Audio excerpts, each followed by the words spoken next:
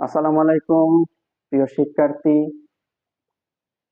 বরাবরের মতো আজকে আরেকটি ভিডিও নিয়ে হাজির হয়েছে। আজকে টপিক হচ্ছে 2026 সালে যে সমস্ত শিক্ষার্থীরা এসএসসি পরীক্ষায় অংশগ্রহণ করেছিলেন, তোমরা নিশ্চয়ই অবগত আছো খুব শিগগিরই তোমাদের কাঙ্ক্ষিত প্রত্যাশিত ফলাফল প্রকাশ হবে। তো আজকের এই ভিডিও মূলত তোমাদের উদ্দেশ্যেই করা। তোমরা যারা এসএসসি পরীক্ষায় অংশগ্রহণ করেছিলে, ফলাফল প্রত্যাশী যে সমস্ত শিক্ষার্থীরা রয়েছে, বর্তমানে তোমাদের কি করা উচিত? তো প্রিয় শিক্ষার্থীরা, প্রত্যেক বছরই এসএসসি পরীক্ষার ফলাফল প্রকাশ হয় এবং যে সমস্ত শিক্ষার্থীরা সেখানে অংশগ্রহণ করে থাকে তাদের মধ্যে একটি হতাশা, তাদের মধ্যে একটি চিন্তা তারা লালন করে থাকে যে আদৌ কি আমি আমার পরীক্ষায় ভালো রেজাল্ট অর্জন করতে পারবো কিনা, আদৌ কি আমি আমার মা বাবার স্বপ্ন পূরণ করতে পারবো কিনা। তো প্রিয় শিক্ষার্থীরা, তোমাদের প্রতি আমার মেসেজ হচ্ছে তোমরা অবশ্যই তোমাদের রেজাল্ট সম্পর্কে পজিটিভ থাকবে। পাবলিক পরীক্ষায় তুমি অংশগ্রহণ করে তোমার শ্রম, তোমার মেধা, তোমার বুদ্ধি, তোমার সময় তুমি অতিবাহিত করেছো। সৃষ্টিকর্তা অবশ্যই তোমাকে হতাশ করবেন না। রেজাল্টের বিষয়ে পুরোপুরি তোমাকে পজিটিভ থাকতে হবে। মনে রাখবা, প্রত্যাশিত রেজাল্ট যদিও অর্জন না হয়, তোমাকে কিন্তু ভেঙে গেলে চলবে না। বরং তুমি সামনের দিনগুলোতে অনেক পথ তোমাকে পাড়ি দিতে হবে, অনেক ধরনের পরীক্ষায় তোমাকে অংশগ্রহণ করতে হবে। সুতরাং একটি পরীক্ষায় যদি তুমি কাঙ্ক্ষিত রেজাল্ট অর্জন নাও করো, তারপরও তোমাকে হাল ছাড়লে কিন্তু চলবে না, বরং তোমার পরিশ্রম তোমাকে অব্যাহত রাখতে হবে।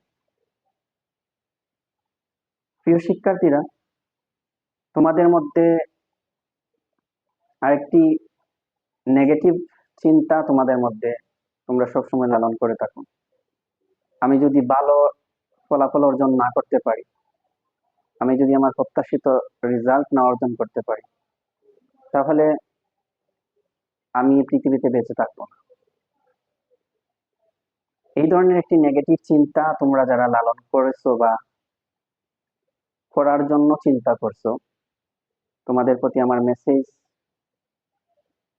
আজ থেকে এই বিষয়টি তোমাদের মাথা থেকে তোমরা ঝেড়ে ফেলে দাও।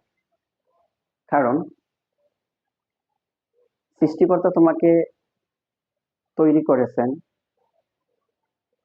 বুদ্ধি, বিবেক, মনসত্ব সবকিছু দিয়ে। সুতরাং একটি প্রত্যাশিত রেজাল্টের কারণে তুমি তোমার জীবনকে নাশ করতে পারো না।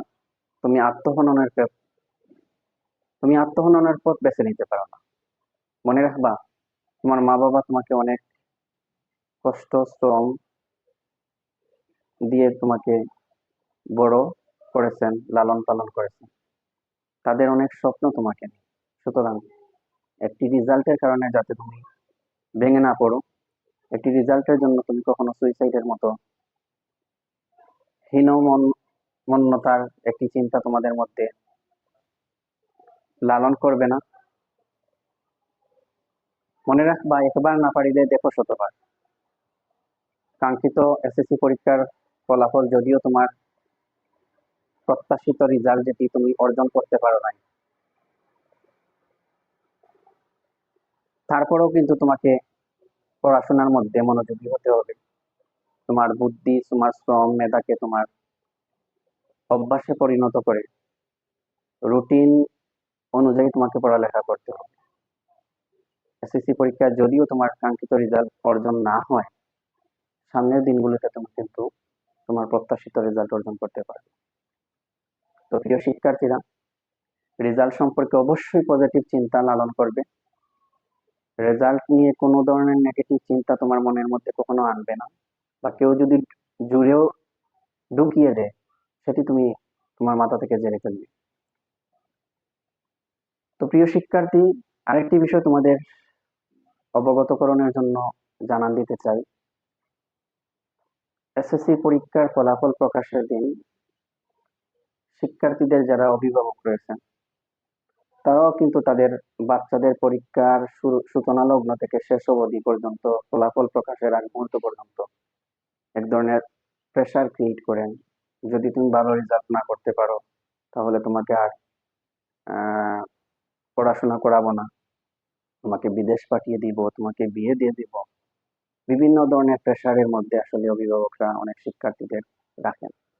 তো প্রিয় অভিভাবক, আপনি আপনার বাচ্চাকে জন্ম দিয়েছেন, আপনার বাচ্চাকে আপনি লালন পালন করতেছেন, আপনার বাচ্চার উজ্জ্বল ভবিষ্যৎও আপনি চান।